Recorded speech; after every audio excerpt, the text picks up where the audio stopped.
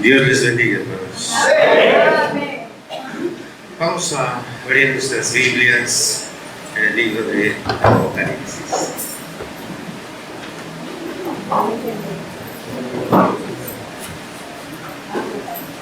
Bendito el Señor por siempre. Amén.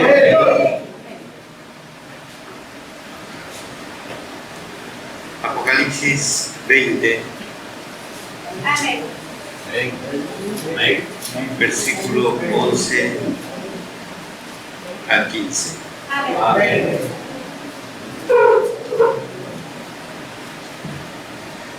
Vamos a leer nuevamente todos. Ayer lo hicieron muy bien. Se sacaron de calificación un 9. Aquí, ¿cuál es la calificación mayor en la escuela? 10. 9, por justo. Vamos por el 10 en esta noche. Recuerden, la coma es pausa. Ahí nos detenemos. Aunque a veces hay comas inmediatas, no importa, uno tiene que detenerse para hacer comprensible lo que se está leyendo. Del 11 al 15. Adelante. Y vi un gran trono blanco, y al que estaba sentado en él, delante del cual huyeron la tierra y el cielo, y ningún lugar se encontró para ellos. Y vi a los muertos, grandes y pequeños, de pie ante Dios, y los libros fueron abiertos, y otro libro fue abierto, el cual es el libro de la vida, y fueron juzgados muertos por las cosas que estaban escritas en los libros, según sus obras.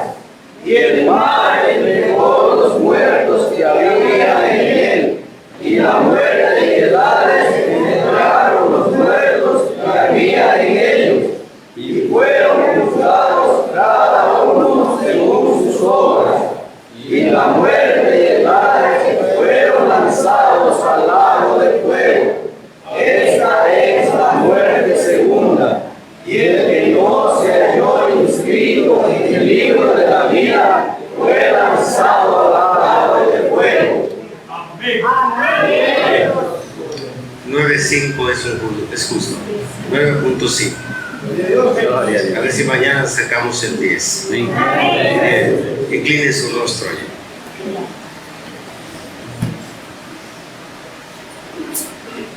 Gran pastor de pastores, aquí está tu rebaño. Sentados a tu mesa con un corazón hambriento de tu palabra. Señor, ciertamente el esfuerzo que ha sido hecho será recompensado en la medida de tu misericordia. Habla a tus hijos, provéeles esa porción de vida eterna que tienes destinado para ellos. Señor, dame la habilidad de hacerme a un lado para que tú trates con ellos en esta día.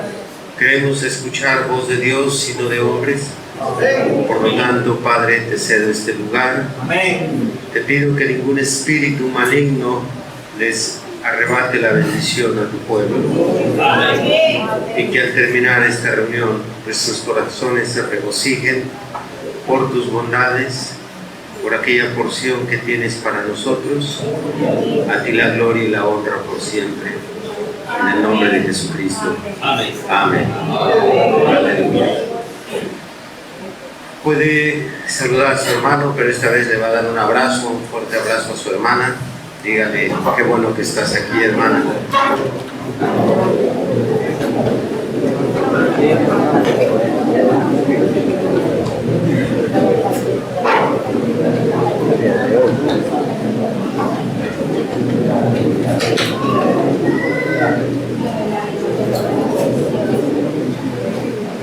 Pueden sentarse, hermanos.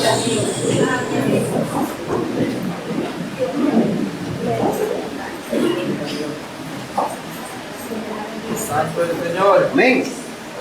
Antes de estudiar en esta tarde el tema que traigo para ustedes, quiero agradecerle al pastor Crisada y a algunos miembros de esta iglesia que se dieron el tiempo para irme a recibir al aeropuerto el día que yo llegué. Amén. Amén. Yo no esperaba una bienvenida así. Yo sabía que los hermanos iban a ir a recogerme, pero nunca esperé una bienvenida tan espléndida como la que me dieron. Dios.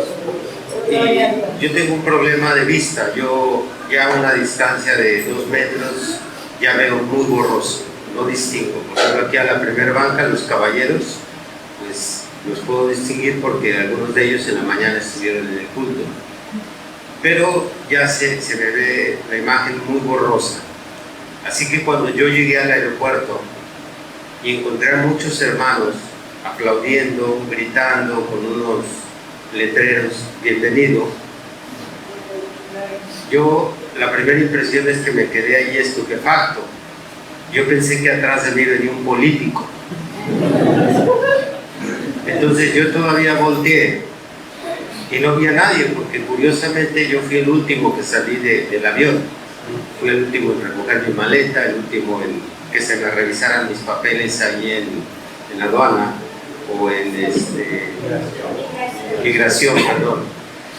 Entonces era el último, así es que cuando yo salgo y están los hermanos ahí aplaudiendo y yo no conocía a nadie, entonces me llevo esa impresión, dije, un personaje importante viene atrás de mí. Había me hice un lado para ver si aparecía y no aparecía.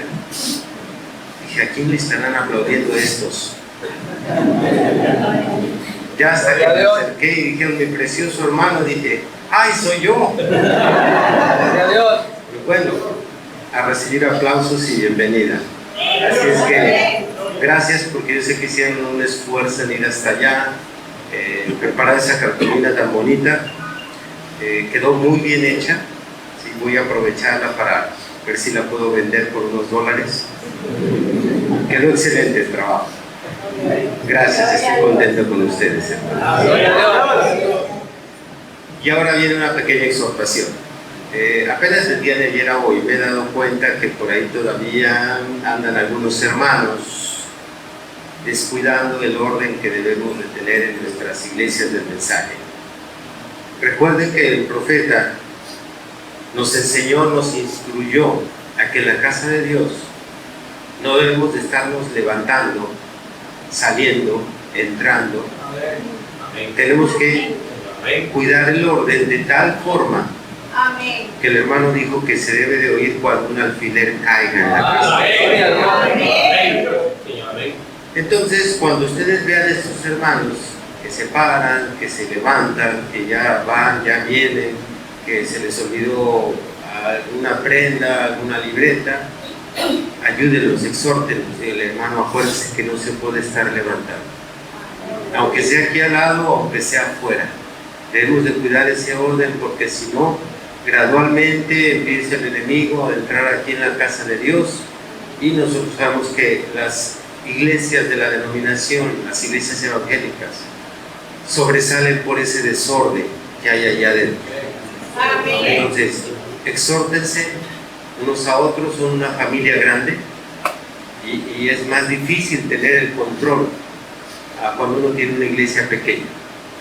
No descuiden esto, porque esto es algo que hace resaltar nuestra doctrina, la disciplina y el orden del mensaje.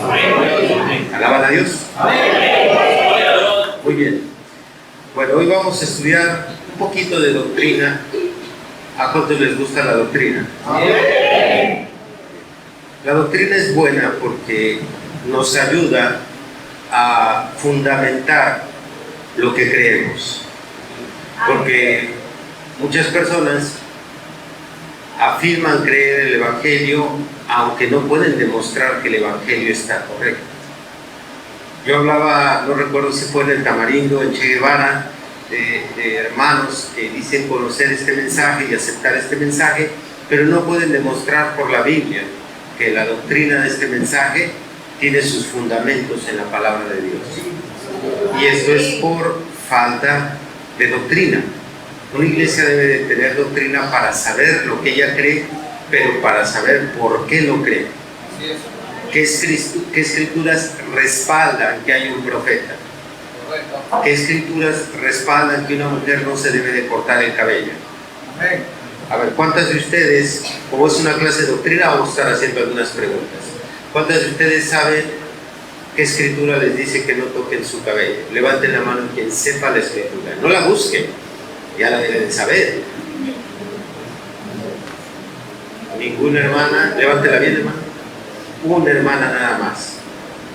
Entonces, si llega alguien de la denominación, usted sabe que las mujeres pentecostales se cortan el cabello y le dice a usted, usted es una fanática, usted es una loca, ¿por qué deja su cabello largo? Córteselo, ande a la moda. ¿Con qué escritura le diría a usted? No, pero es que la Biblia dice, si no conoce la escritura. Por eso son buenos los estudios de doctrina. Fundamentamos bien lo que creemos. Espero que los caballeros sí sepan la escritura, porque aquí nada más tenemos a una hermana. ¿Cuántos varones saben la escritura del cabello? Levante la mano. Bueno, aquí ya hay más manos, mire, aproximadamente unas 15 manos, correcto. Todos sabemos que 1 Corintios 11, ese capítulo solo menciona dos cosas: el tema del cabello y el tema de la Santa Cena. ¿Cuántas de ustedes saben las escrituras que hablan que no deben de usar ropa de hombre? 1, 2, 3 manos, 4, 5, 6, 7 manos, muy pocas manos. Quiere decir que entonces usted trae un uniforme, como explicaba ayer. Porque si alguien le dice, pero ¿dónde dice que la Biblia es pecado? Que yo como mujer use pantalón. ¿Qué va a hacer usted? ¿Le va a decir es que mi pastor lo dijo? ¿Es que mi esposo se enoja cuando me lo pongo? ¿Qué le va a decir? Tiene que tener Biblia para demostrarlo. Tenemos mínimo 3 escrituras fundamentales para hablar de que una mujer no debe de usar el pantalón, que aquí en la actualidad en Occidente sabemos que es vestimenta de hombre. ¿Cuántos conocen esas 3 escrituras? Deme una, hermano Cristian. Deuteronomio 22:5. Deuteronomio 22:5. Allá atrás. ¿Nadie? Lo escucho. Primera de Timoteo, capítulo 2. Primera de Timoteo, capítulo 2. ¿Y la otra escritura? Primera de Pedro, capítulo 3. Esas 3 escrituras hablan fundamentalmente que una mujer no puede usar la ropa del hombre. Y podemos seguir y descubrir que no conocemos las escrituras para probar y demostrar que nuestra doctrina es la correcta. Entonces es importante que la iglesia del Señor tenga estudios para que le dé al pueblo, el predicador le dé al pueblo bases. Mire, por esto y esto nosotros estamos correctos. ¿Cuántos de aquí creen en el profeta que él es un enviado de Dios? William Branham. Levántela. Bien. ¿Y cuántos lo pueden demostrar por la Biblia? ¿Quién conoce 3 escrituras que sustenten el ministerio del profeta? Hermana, necesitamos doctrina entonces. Varones, ¿cuántos conocen las 3 escrituras que sustentan el ministerio del profeta? Muy pocas manos. Malaquías 4, 4:5, perdón. Mateo 17:11, ¿correcto? Apocalipsis 17. Amós 3:7. Bueno, ese no fundamenta precisamente de William Branham, ¿verdad?, sino de todo profeta. Pero de William Branham, Malaquías 4:5, Apocalipsis 17, Lucas 17:30. La manifestación del Hijo del Hombre. Muy bien. Yo les explicaba a los hermanos, no recuerdo si fue ahí en el Tamarindo o fue allá aquí en la ciudad, que cuando éramos católicos, ya recuerdo, si fue aquí en la ciudad, cuando éramos católicos creíamos muchas cosas porque otros nos decían y nos arreaban como borregos sin entendimiento.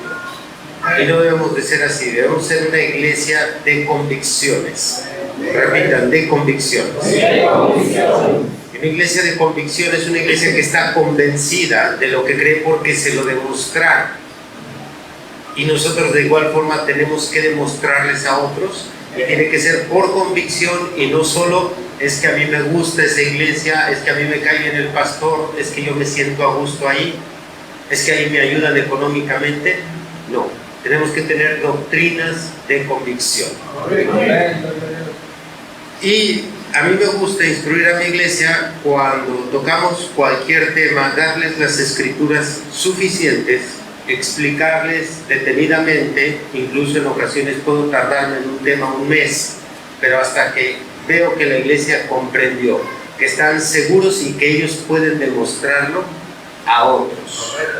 Porque si no, ¿cómo van a cumplir la comisión de Mateo 28:19? ¿Cuál es la comisión de Mateo 28:19? Ir y hacer discípulos a todas las naciones. Y para que ellos vayan a ser discípulos hay que ponerles las escrituras en las manos para que ellos tengan con qué convencer por medio del evangelio. Bien, hoy vamos a analizar el tema del juicio, el juicio final. Lo vamos a traer como escuela dominical, ya que vamos a ir despacio, ir analizando. Tenemos solo esta escritura que leímos de Apocalipsis 20 del 11 al 15 de una manera explícita, donde nos da solamente poca información de qué habrá en el juicio. Sabemos que cada persona será juzgada por sus obras, no por su religión. No nos va a preguntar el Señor cuando lleguemos allá: ¿eras bautista? ¿Eras pentecostal? ¿Tú creías el mensaje de la hora? Esas preguntas no se harán allá. Entonces, para saber cómo se va a desenvolver este evento mundial, este evento que va a durar mucho más de lo que ha durado la humanidad. Tenemos de la humanidad solamente 6,000 años de historia, pero el juicio va a durar cientos de miles de años. Es lo que va a durar el juicio. Cientos de miles, no sé si 400,000 años, 500,000, no lo sé, pero van a ser cientos de miles, porque cada persona será juzgada de 3 cosas: sus palabras, sus pensamientos y sus obras. La Biblia habla de que 3 cosas serán tomadas en cuenta para que el ser humano sea juzgado. Por lo tanto, piense usted nada más en que pase una sola persona frente al trono blanco, una sola, y en lo que el Señor empieza a revisar su vida desde que tuvo edad de conciencia, porque los niños no serán juzgados, sino cada ser humano desde la etapa en que entra a la edad de la conciencia hasta que muere, se registran estas 3 cosas. Y entonces pensar los millones de millones que han existido en el planeta. Ahorita actualmente somos 7,000 millones de seres humanos. 7,000. Nada más actualmente. Pero si nos vamos una generación atrás, 5 generaciones atrás, 2,000 años atrás, ¿cuántos trillones de seres humanos han existido en el mundo? Y serán juzgados desde Adán hasta el último ser humano que nazca en este mundo. Cada persona pasará el juicio. ¿Y cómo será el juicio? ¿Quién pasará primero? Habiendo tanta gente, cuando yo he visto algunos dibujos de juicio, algunas pinturas en algunas revistas o algunos cuentos o historietas cristianas y ponen el juicio, ponen mucha gente amontonada ahí parada frente al trono blanco. Pero realmente no será así, sino que la Biblia sí nos va describiendo, nos permite ir armando un rompecabezas de cómo será ese día el juicio. Bien, vamos a estudiar eso el día de hoy. ¿Están preparados? Amén. Bien.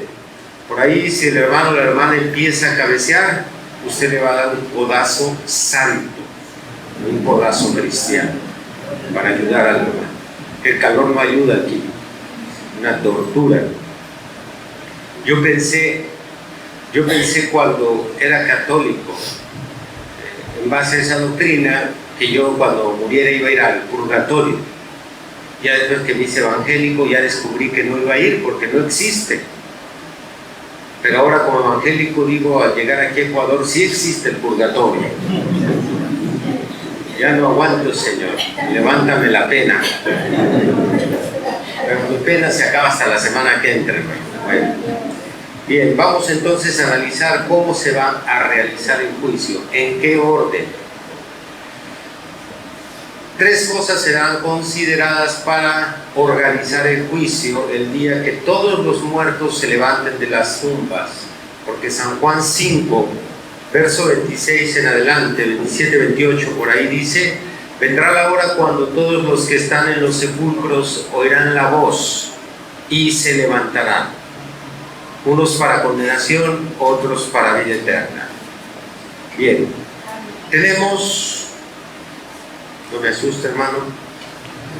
Tenemos 3 cosas a considerar. La primera, el juicio se realizará por dispensaciones. Por dispensaciones. Déjenme anotarlo aquí.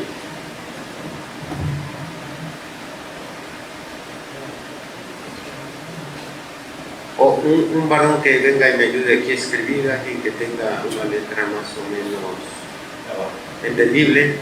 ¿Ya vienen para acá? Muy bien.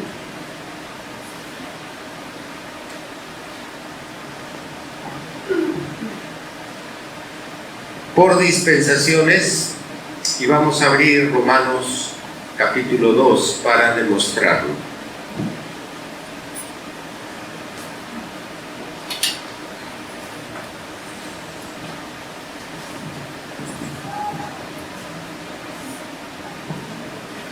Romanos 2. ¿Alaban a Cristo? Amén. Vamos a leer ahorita solo un versículo que nos va a ayudar a comprender esto. Y es el versículo 12. Porque todos los que sin ley han pecado, sin ley también perecerán. Y todos los que bajo la ley han pecado, por la ley serán juzgados. Amén. Desde el tiempo de Adán hasta nuestros días han existido 4 dispensaciones. La primera dispensación fue la dispensación adámica, de la cual bíblicamente solamente tenemos hasta el capítulo 6 de Génesis, que es lo que es la Torre de Babel y el llamamiento de Noé, ahí en el capítulo 6, cuando se habla de un varón justo y perfecto. Toda aquella generación desde Adán hasta Noé no tenían Biblia, no tenían manera de saber cómo comportarse, qué era bueno, qué era malo. Ellos no tenían Romanos, no tenían Corintios, Génesis, no tenían un libro para basar su conducta, su comportamiento.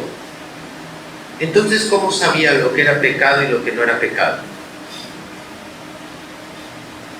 Ahora yo les puedo decir a ustedes, eso es pecado, abrir la Biblia, como expliqué hace un momento, y demostrárselo bíblicamente. Pero toda la generación de Adán, sus hijos, Set, Enos, Cainán, Mahubael, todos ellos, ¿cómo sabían que estaba bien y que estaba mal?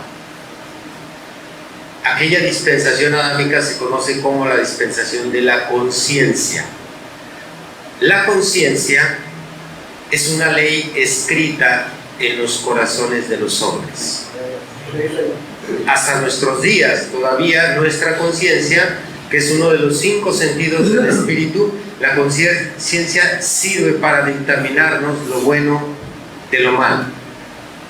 Por eso, en algún lugar donde nunca ha llegado el evangelio, que puede ser una tribu allá en África, que puede ser un pueblo allá en las montañas de algunos de nuestros países donde nunca ha entrado la civilización, esas personas saben lo que es bueno y lo que es malo en base a que su conciencia les dicta. Entonces toda aquella generación de Adán, la generación adámica, será juzgada diferente a otras dispensaciones. La generación de Adán duró hasta los días de Abraham. Esa dispensación adámica o dispensación de la conciencia es desde Adán hasta Abraham. En Abraham comienza la segunda dispensación, que se conoce como la dispensación de los patriarcas. Esto es aproximadamente, no hay una fecha exacta, pero es aproximadamente 1850 años antes de Cristo. Ahí comienza la segunda dispensación. Repita, la dispensación de los patriarcas. La dispensación de los patriarcas. ¿Cuál fue la primera dispensación? Adámica. O de la conciencia, correcto. Después de que termina la dispensación adámica, comienza esta dispensación con el primer patriarca, que es Abraham. Luego sigue Isaac, Jacob, y el último es José. En José termina esa dispensación.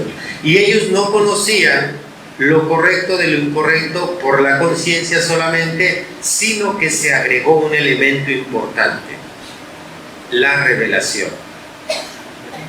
A Abraham se le revelaron cosas sin Biblia de lo que él debería de hacer.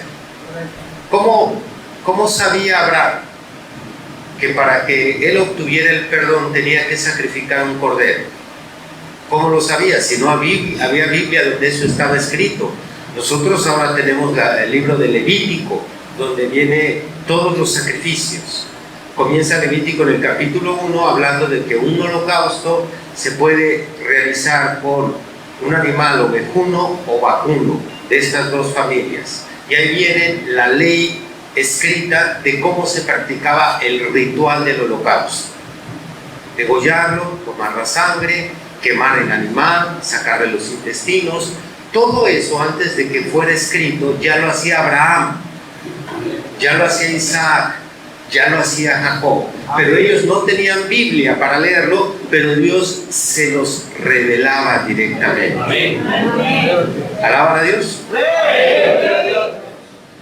Usted puede leer en la ley de Moisés que se habla de la circuncisión, pero Moisés es antes o después de Abraham. Después de Abraham. Sin embargo, aún sin Biblia, Dios le reveló directamente a Abraham que debería de circuncidar a los varones. Entonces, aquella dispensación fue por revelación. Póngame aquí 4 círculos, así, 4, seguidito, por favor. Cuando termina la dispensación de los patriarcas, comienza la dispensación mosaica.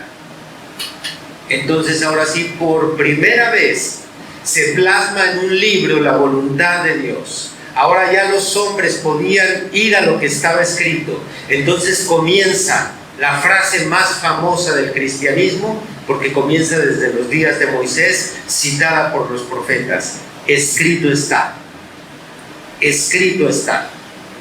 Anteriormente no tenían un escrito está. Tenían una revelación y más atrás tenían una conciencia. Pero a la medida que va avanzando la dispensación, se van agregando elementos nuevos para conocer la voluntad de Dios. Así es que tenemos la primera dispensación. ¿Cuál es? Ok, ponga ahí dispensación adámica. Sí. O de la conciencia. Y luego pone de este lado la segunda dispensación. La tercera dispensación mosaica comienza aproximadamente en el año 1250 antes de Cristo. 1250. Y termina, todos ya saben cuándo termina. ¿Perdón? ¿No la saben? La segunda, hermano. A ver, ayúdenle al hermano y díganle cuál es la segunda dispensación. Dispensación de los patriarcas. ¿Cuántos perdonan a nuestro hermano? Y que Dios lo perdone también. Ok. Entonces ya tenemos la tercera dispensación, que es mosaica, ¿no? No ponga Moisés, ponga mosaica, dispensación mosaica. Moisés es una persona, estamos hablando de una dispensación. Ahora, la pregunta más sencilla que le han hecho en su vida, todavía más fácil que 2 más 2, es la más sencilla. ¿Cuándo termina la dispensación mosaica? ¿Perdón, hermano? Con la venida de Cristo. Con la venida del Señor Jesucristo. Lucas 16:16 dice: la ley y los profetas hasta Juan. Juan introduce una nueva dispensación. Dice Juan capítulo 1 que la ley fue dada por Moisés, pero la gracia y la verdad por medio de Jesucristo. Amén. Entonces termina la penúltima dispensación, que es la dispensación mosaica, y comienza la dispensación de la gracia en Jesucristo, y esa dispensación es hasta el día de hoy.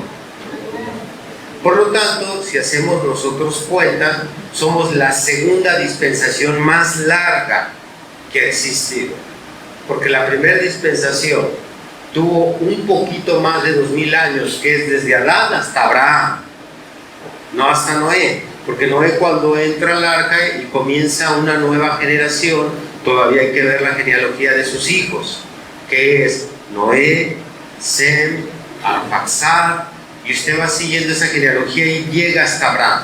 Entonces, esa dispensación fue la más larga, la adámica, o de la conciencia. La segunda dispensación más larga es la nuestra, que ya tiene casi 2000 años. La tercera dispensación más larga es la mosaica, que tuvo 1850 años. ¿Y la dispensación más corta? La de los patriarcas. Si esta comenzó en 1850 y termina aproximadamente en 1250, ¿cuántos años tuvo esta dispensación? 600. 600 años. Se vale usar los dedos, 600 años nada más. Correcto. Hermano, por ahí. Dispensación aquí de la gracia. ¿Alaban a Dios? Cuando el Señor juzgue a la humanidad, las va a juzgar primero dividiendo a toda la humanidad en estos 4 grupos. No nos puede juzgar igual porque recibimos la voluntad de Dios de diferente forma. Y Pablo dijo: los que sin ley, los que con ley han pecado, con ley serán juzgados, y los que sin ley, refiriéndose a la ley mosaica, han pecado, con ella serán juzgados o no serán juzgados sin ley. De las dos formas. A ver si hay otro marcador por ahí, que no lo pinta. Ya, ahí está. Pero se descompuso la mano de nuestro hermano, pero ya. Ahí está la dispensación. 4 dispensaciones, y primero Dios va a separar a la humanidad en estas 4 dispensaciones. Ya que haya separado a la dispensación adámica, los patriarcas, mosaica y de la gracia, lo que sigue es que Dios va a separar a estas dispensaciones por naciones. Por naciones. Habrá sus naciones, sus naciones, sus naciones.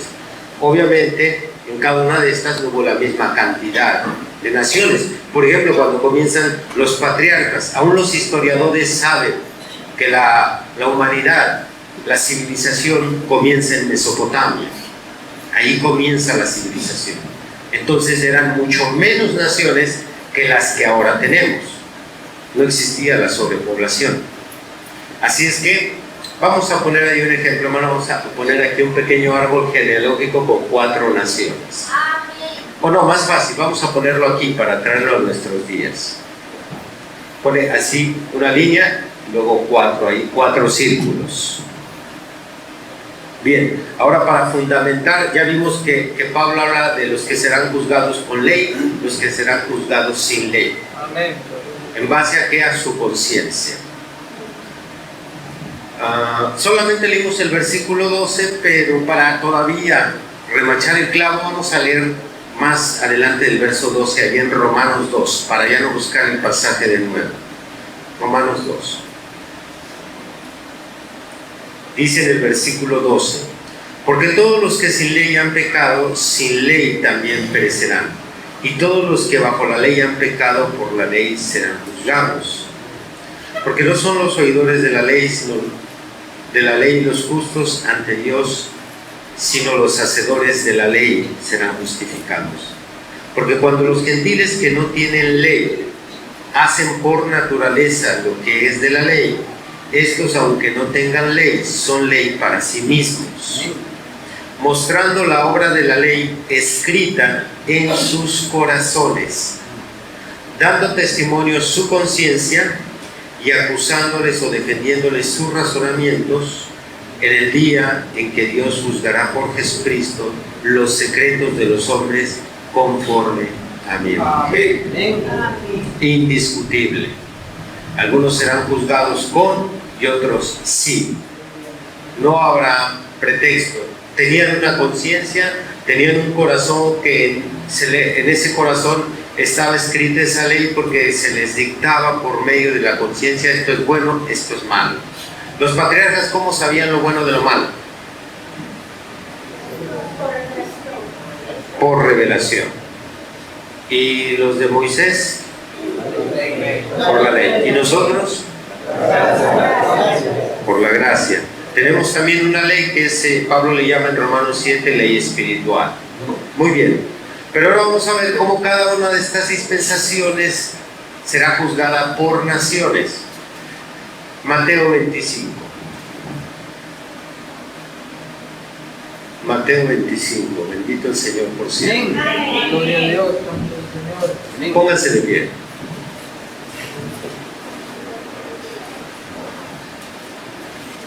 Mateo 25, versículo 31, 32 y 33. Cuando el Hijo del Hombre venga en su gloria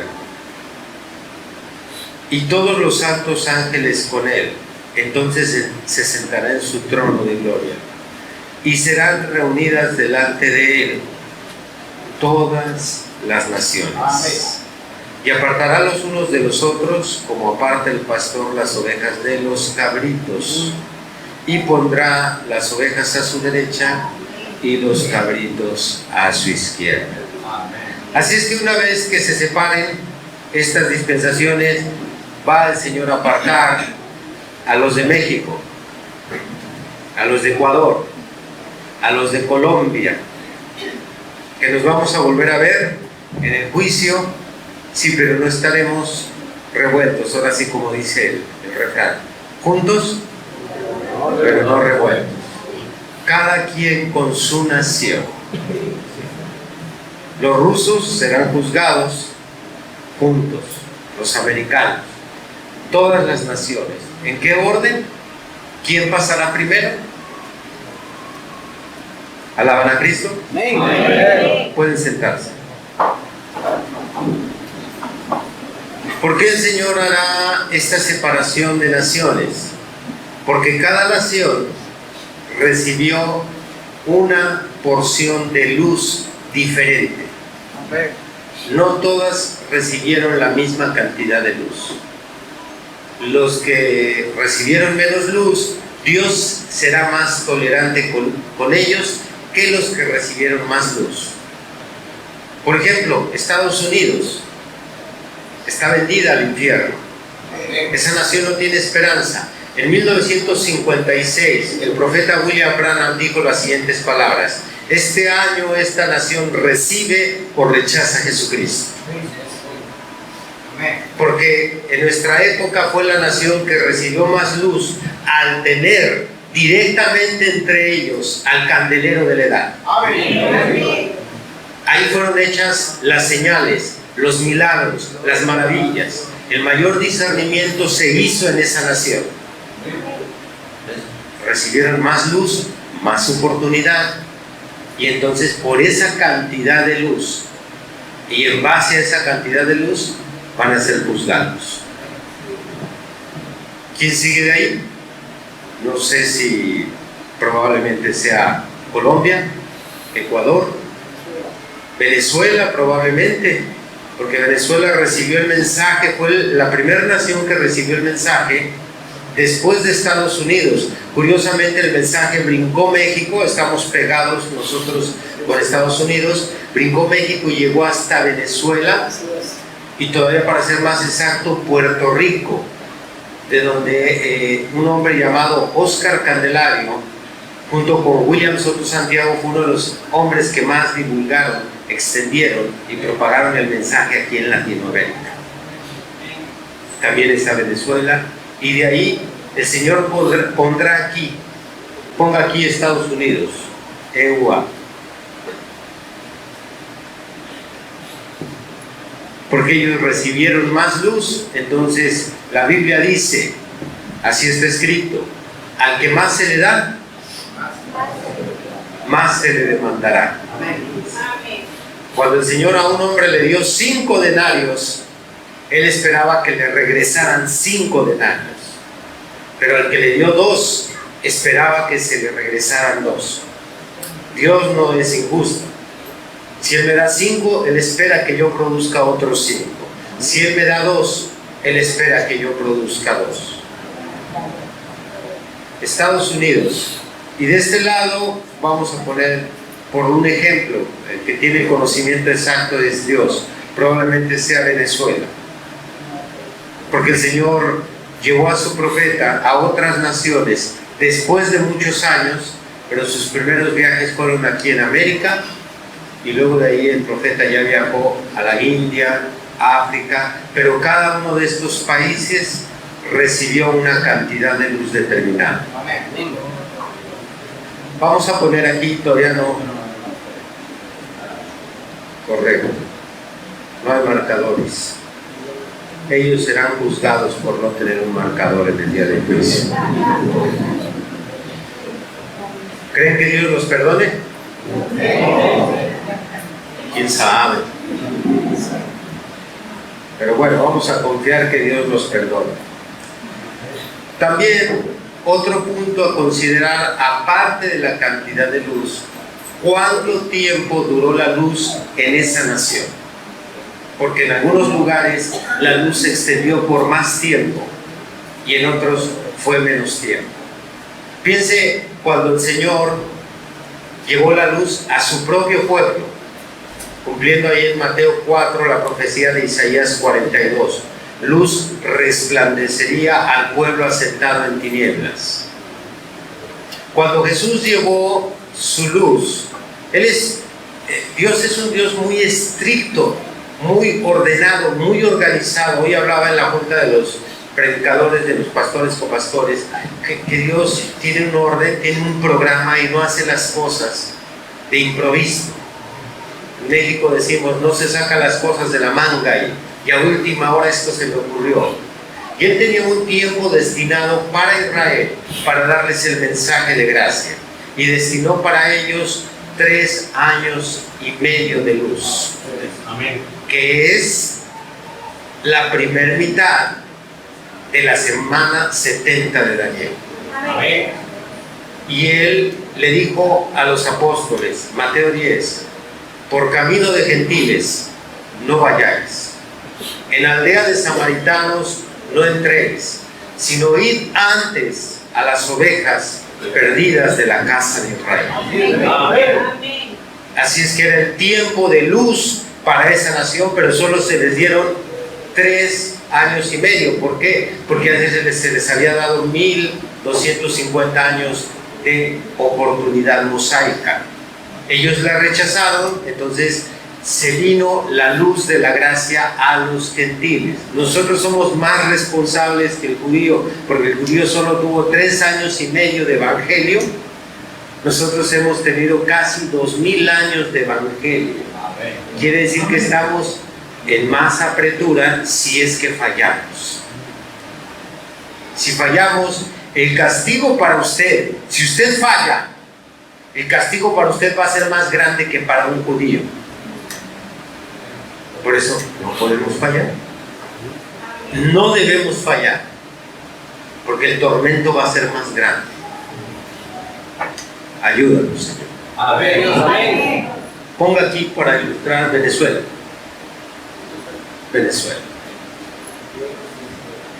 Sí, una ilustración, no que quede asentado como doctrina para que no vaya a marcarle usted a los de Venezuela por teléfono y están en problemas. Ponga ahí Colombia, otro ejemplo nada más. Y le iba a decir aquí que ponga México, pero mejor ponga Ecuador. Sí. Ecuador. Sí, ponga Ecuador. El pastor escogió Ecuador. Bien. Entonces, si usted dice, bueno, ya están ahí las naciones, ahora estas naciones se van a dividir en ciudades. Por ejemplo, Colombia tiene 31 departamentos. Ellos le llaman departamentos a las provincias.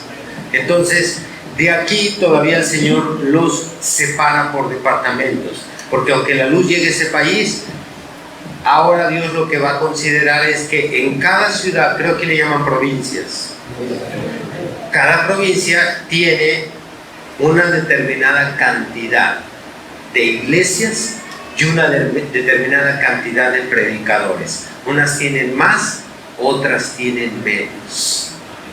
Así es que Dios no puede hacer responsable igual a una provincia que a otra, porque a más predicadores, más oportunidad.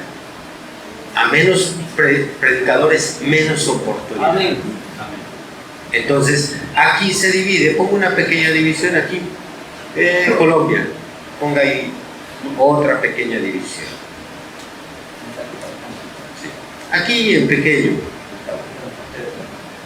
Ponga Cali, Armenia, Bogotá. Muy bien. Entonces, se considera para el día del juicio la cantidad de predicadores de iglesia. Pero también lo que va a considerar Dios al hacer esta división es el tipo de cultura que tuvo cada ciudad. Porque los retos que cada ciudad tiene para vivir el cristianismo son diferentes. Hay lugares donde vivir el cristianismo es muy sencillo. Por ejemplo, usted puede salir a la calle con su Biblia, nadie le dice nada. Usted puede poner una calcomanía en su carro, Cristo te ama, Dios es amor, nadie le dice nada. Yo me di cuenta cuando llegamos, había otros hermanos aquí en la esquina, me recibieron con cantos, había un círculo y entonaron alabanzas, desde ahí se vinieron caminando, entraron a la iglesia. Usted hace eso, intenta hacer eso en una ciudad, en una provincia en México llamado Chamula, y ahí lo matan a machetazos. Entonces, la cultura en la que vivimos nos ofrece diferentes oportunidades para vivir el cristianismo. Por tanto, hermanos que tienen más dificultades para proclamar su fe, países comunistas como Corea del Norte, donde está prohibido el cristianismo, y los hermanos se reúnen en casas, en oculto, preferentemente en sótanos, para no ser vistos y descubiertos. Esos hermanos son menos responsables que tú, porque tú tienes más oportunidad de venir al culto, no vas a tener ninguna traba, no hay gobierno que te amenace, nadie te va a perseguir y aún así no vienes al culto. De eso tendrás que dar cuenta en el día del juicio. Porque las culturas ofrecen retos y oportunidades diferentes. Si usted va a las noticias, hoy en día, allá en los países del Medio Oriente, Irak, Irán, Siria, Líbano, estos países están matando, están asesinando predicadores. Sale ahí en las noticias, no es algo oculto. Y estos hombres aún así, a pesar de que están matando predicadores, se levantan, siguen yendo a predicar. Y muchos de ustedes que tienen un llamado no quieren ir a predicar. Ustedes en el día del juicio serán más responsables, porque hay hombres sacrificando su vida por llevar este evangelio. Es por eso que Dios tiene que organizar las cosas de esta manera, para que el juicio sea justo. Como dice en Proverbios, aquel que prohíbe la balanza alterada, él dice, no tendrás balanza alterada, sino darás peso justo. Bueno, Él nos va a pagar a cada uno de nosotros conforme a nuestras obras. Alabad a Dios. Tercero, por oportunidades. Ya vimos este orden, ahora vamos a poner de aquel lado, hermano, por oportunidades. La humanidad será juzgada por las oportunidades que recibieron. Vamos a abrir Lucas capítulo 10. Bendito el Señor por siempre. Amén. Gloria a Dios.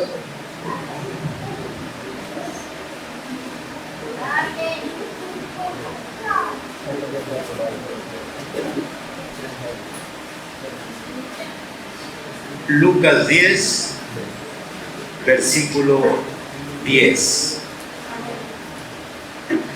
Mas en cualquier ciudad donde entréis y no os reciban, saliendo por sus calles, decid: aún el polvo de vuestra ciudad que se ha pegado a nuestros pies, lo sacudimos contra vosotros. Pero esto sabed, que el reino de Dios se ha acercado a vosotros. Y os digo que en aquel día será más tolerable el castigo para Sodoma que para aquella ciudad. Ay de ti, Corazín, ay de ti, Betsaida, que si en Tiro y en Sidón se hubieran hecho los milagros que se han hecho en vosotras, tiempo ha que sentadas en silicio y ceniza se habrían arrepentido. Por tanto, en el juicio será más tolerable el castigo para Tiro y Sidón que para vosotros. Y tú, Capernaum, que hasta los cielos eres levantada, hasta el Hades serás abatida.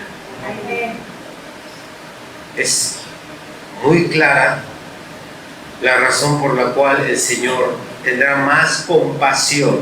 Esto es, el castigo será más tolerable para unas naciones que para otras, para algunos pueblos que para otros, para algunas personas que para otras, porque algunas tuvieron mejores oportunidades de arrepentirse que otras. Aquí dice el Señor Jesucristo tocante a esta ciudad de Corazín, o estas ciudades, perdón, antes de Corazín menciona estas ciudades donde los apóstoles llegaron a predicar. Ellos serán castigados si rechazaron a los apóstoles más duramente que Sodoma. ¿Alguien recuerda por qué fue juzgada aquella nación y fue destruida? Por su homosexualismo y por la cantidad impresionante de lesbianas que habían ahí.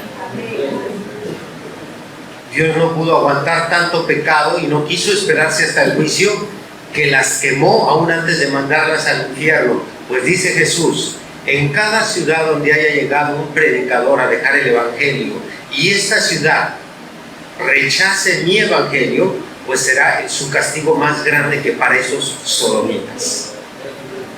Para ellos será más tolerable. ¿Por qué? Porque se les está dando una gran oportunidad. Una gran oportunidad.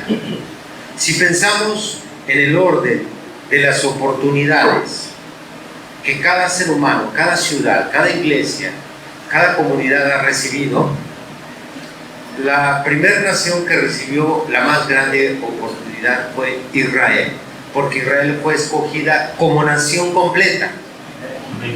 Nosotros no somos escogidos como nación. Lo dice Pablo a los romanos, lo dice 1 Corintios 7. Nosotros somos escogidos, lo explica muchas veces el profeta, que no somos una nación. Somos escogidos como individuos.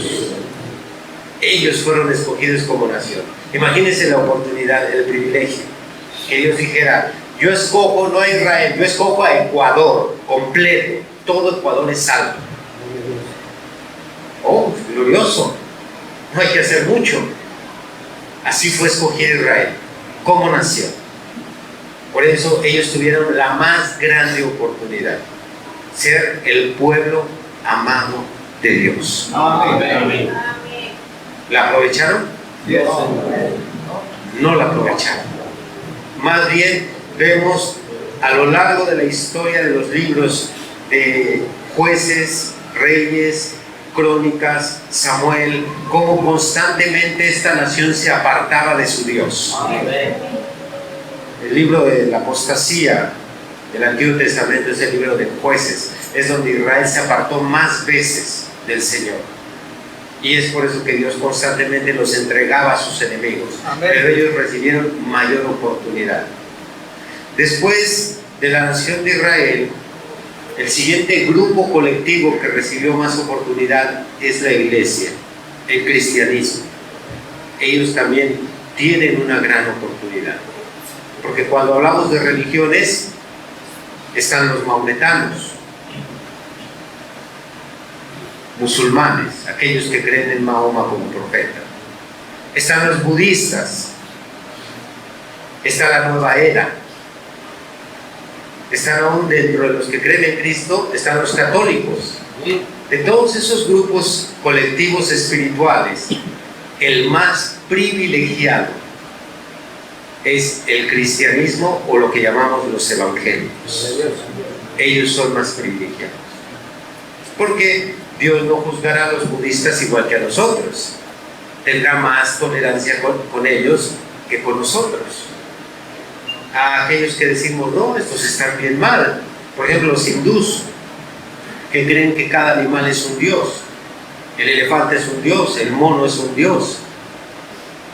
Y que pudiera nosotros hasta hacérsenos ridículo. ¿Qué es ridículo? ¿Quién va a creer que un caballo es un dios, hincarse ante el caballo? Pues tal vez sí lo sea para nosotros ridículo, pero te voy a decir que en el día del juicio ellos tendrán menos problemas que nosotros, porque nosotros tenemos la verdad. El que no la vivamos, el que no la estudiemos, el que no la leamos.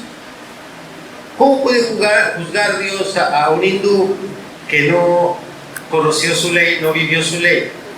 No pudo vivir la ley si no la conoció. Pero tú que la tienes escrita, ya no en la conciencia, ya no por revelación, sino escrita, y ni la abres, ni la lees. Mejor estás viendo ahí televisión, revistas, y te vas al chisme con la comadre. Vas a ser responsable si no abriste esa Biblia que se te puso en tus manos.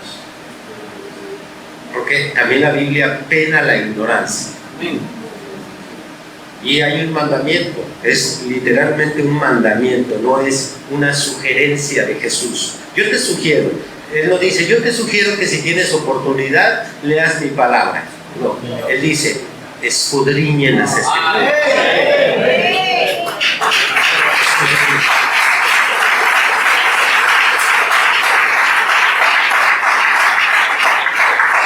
Así es que si no me están leyendo, el día del juicio de eso se te hará responsable. Pero espérenme, déjenme cerrar todavía más el círculo.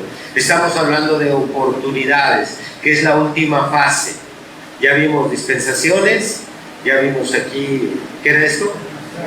Naciones, provincias, y hacia abajo, última oportunidades. Pero aún entre los evangélicos, el círculo todavía se reduce más a un grupo que tuvo más o tiene más oportunidad. Esto es los que creen el mensaje de la obra. Entonces quiere decir que estamos todavía en más problemas que el evangelio, en más problemas que Israel, porque a nosotros se nos reveló un mensaje, una cantidad de luz enorme como nunca ha habido en todas las edades. Tenemos aún más luz que la edad de Éfeso, porque Pablo pensó, según 1 Tesalonicenses 4, del 13 al 18, Pablo pensó que el arrebatamiento iba a ser en sus días. Dijo, y los que quedaremos vivos. Él creía que iba a estar vivo. Él no se le reveló que la venida de Cristo no iba a ser en su tiempo, sino iba a ser 2000 años adelante. Nunca lo supo. A nosotros se nos han revelado todos los misterios. Que no los conozcas porque no lees los mensajes del profeta, que no los conozcas porque no leas la Biblia. Tu ignorancia te va a matar. Porque si alguien no está viviendo este mensaje es porque no lo conoce. No se puede usted esforzar en lo que no conoce. Si usted no ha leído los mensajes, déjeme decirle algo que he notado aquí en esta iglesia. El profeta habla en varios párrafos de los mensajes que no es correcto que una cristiana use tacón. Él lo dice. Y si ella lo usa, ella será una de esas mujeres que se condenan en Isaías capítulo 3. Aquellas mujeres que van haciendo son mientras van caminando. Hay una explicación muy clara. Yo no sabía, hermano. ¿No lees los mensajes? Yo sí sabía, pero me gusta. Pues va a ser difícil para ti en el día del juicio. Vas a tener que lidiar con eso. Vas a tener que darle una explicación al que se siente en el gran trono blanco. Y ojalá tu explicación lo convenza. Porque si no lo convence, habrá unas palabras que dicen ahí en Mateo 7 que serán pronunciadas: apartados de mí, malditos, hacedores de iniquidad. ¿Sabe usted qué es iniquidad? Iniquidad es saber hacer lo malo y hacerlo. Saber hacer lo bueno y no hacerlo. Eso es iniquidad. Hacedores de iniquidad. Así es que, por cuanto tenemos la más grande oportunidad, porque no solo fuimos israelitas, o no somos israelitas que tuvieron una gran oportunidad, no solo no somos evangélicos porque tuvieron una gran oportunidad, sino que somos del mensaje de la hora. Gloria a Dios. Es la oportunidad más grande. ¿La vivamos o no la vivamos? ¿Qué vas a hacer con esta luz? ¿Qué vas a hacer con la sangre de Cristo? ¿Qué haremos pues con este Jesús llamado el Cristo? ¿Qué haremos con él? Su sangre ha sido puesta en nuestras manos desde el momento que la luz se puso en nuestras manos. Alabar a Dios. Bien, teniendo nosotros este orden, nosotros hemos oído muchas veces que la novia no pasará por juicio. ¿Cuántos han escuchado eso? La novia no estará en el juicio, sino ella se sentará juzgada. Bueno, solo hay una pequeña diferencia en esta declaración. El 70-80% de esta declaración es verdad, porque hay otra parte que no es verdad. La novia sí tendrá un juicio, pero nuestro juicio es aquí en los cielos. Ahora 1 Corintios 11.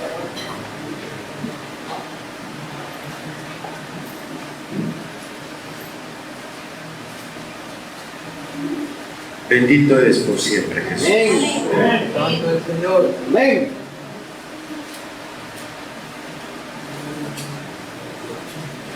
Primera de Corintios 11, versículo 31.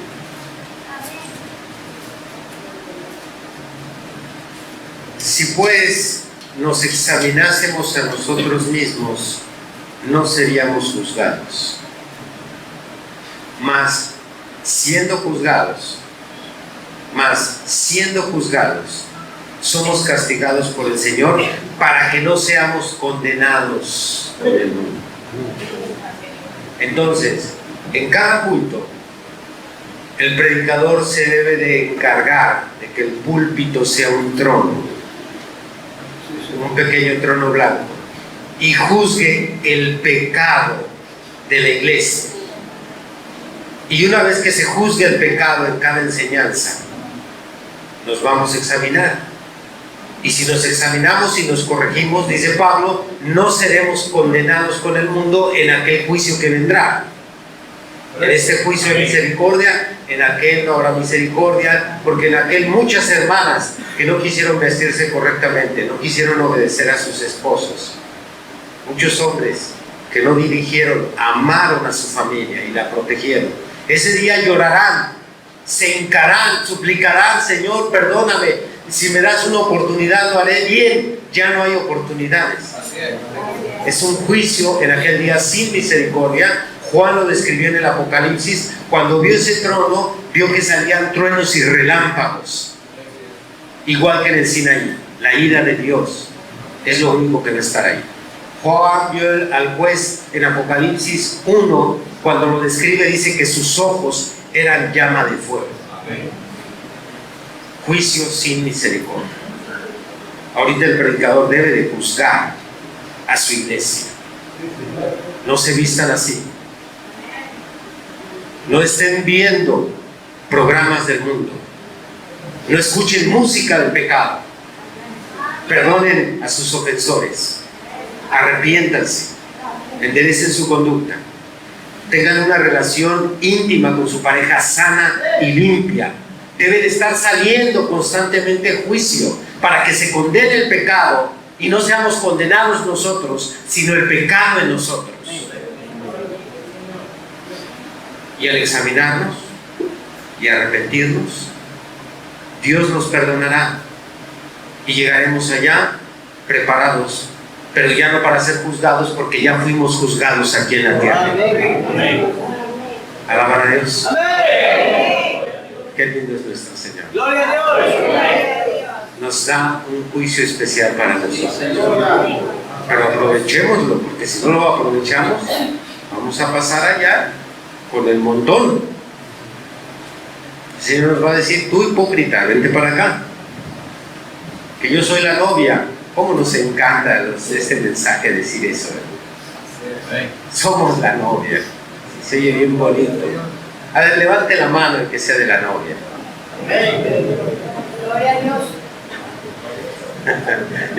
ya le piensa. Eso es. Sí. Nos gusta decir que somos de la novia, aunque no nos gusta vivir como la novia. Solo nos gusta. Llenamos nuestras iglesias de esos cantos. Cuando se trata de un tema de fe, qué fácil es recargarse en la predestinación. Si Dios nos predestinó, y también los predicadores, estos emocionalistas, estos verduleros, vendedores de almas que se ponen a emocionar a su iglesia.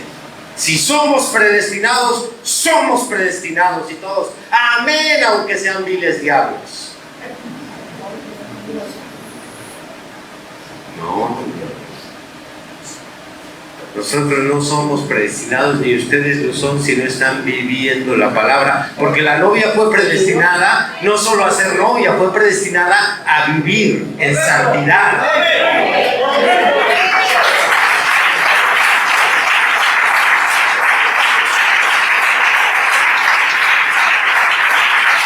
Dice Efesios 1:3, escogidos según la presencia de Dios para ser santificados. Para eso fuimos escogidos, para ser santificados. Entonces, claro que creo en la predestinación. No vaya usted a pensar que soy calvinista, perdón, que soy armeniano. Creo en la predestinación, pero yo creo en la predestinación en la que creía Santiago. Santiago habla de la fe. ¿Cuántos tienen fe? Levante la mano, sea valiente. Solo para ver los que tienen fe. Muchos no tienen fe. No, lo que pasa es que ya le están calculando, ¿verdad? Este predicador nos está tendiendo una trampa. Mejor no levanto mi mano. Bueno, yo sí creo en tener fe, pero dice Santiago que la fe sin obras es muerta. Si yo veo al hermano necesitado y le digo Dios te bendiga y no le doy para comer, No le pongo un calzado en sus pies ya con sus zapatitos rotos y nada más Dios te bendiga y lo abrazo. Y quizás hasta le doy el beso del ósculo santo. Ven para acá, condenadote. Y lo envío descalzo. Esa es fe muerta.